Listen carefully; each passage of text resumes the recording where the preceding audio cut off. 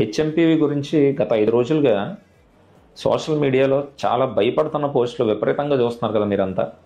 కొంతమంది అయితే లాక్డౌన్ మళ్ళీ వస్తుందా అని, కోవిడ్ వేవ్స్ లాగా వచ్చేంత అవుట్ బ్రేక్స్ మళ్ళీ వస్తాయా అని, కొంతమంది అయితే ఆల్రెడీ ఇండియాలోకి ఎంటర్ అయిపోయింది, ఇంక స్ప్రెడ్ అవ్వడం ఒకటే ఆలస్యం, ఇలా రకరకాలుగా భయపడుతున్నారు. దానికి తగ్గట్టుగానే ఫేక్ న్యూస్ కూడా బాగా సర్క్యులేట్ అవుతున్నాయి. ఫస్ట్ ఆఫ్ ఆల్ దానికి భయపడాల్సిన అవసరం లేదు. ఎందుకంటే ఈ హ్యూమన్ మెటాన్యూమో వైరస్ అనేది కోవిడ్ లాగా అంత ప్రమాదమైన డిసీజ్ కాదు. కాకపోతే చిన్నపిల్లల్లో అండ్ ఇమ్యూనిటీ లెవెల్స్ తక్కువ ఉన్న వాళ్ళలో కాస్త సివియర్ డిసీజ్గా కనిపించవచ్చేమో, కానీ మరీ కోవిడ్ లాగా కొన్ని లక్షల మందిని ప్రాణాలు తీసుకునేంత సివియర్ ఇన్ఫెక్షన్ అయితే రాదు.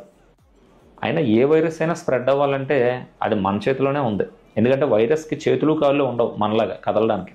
ఇన్ఫెక్షన్ వచ్చినప్పుడు మనం ఎంత రెస్పాన్సిబుల్గా బిహేవ్ చేస్తున్నాం సొసైటీ పట్ల, మనం ఎలాంటి కేర్ఫుల్ ప్రికాషన్స్ తీసుకుంటున్నాం అంటే ఫర్ ఎగ్జాంపుల్ మాస్క్ ధరించడం కానీ, సోషల్ డిస్టెన్సింగ్ కానీ, ఈ hand cleaning, frequent hand cleaning కానీ, లేకపోతే ఇన్ఫెక్షన్ వచ్చినప్పుడు మనం ఎంత రెస్పాన్సిబుల్గా ఫీల్ అయ్యి ఐసోలేషన్లోకి వెళ్తున్నాం అన్నది కానీ, దీని మీదే నిజంగా ఇన్ఫెక్షన్ స్ప్రెడ్ అవుద్దా లేదా, అవుట్ బ్రేక్స్ వస్తాయి లేదా అన్నది ఆధారపడి ఉంటుంది.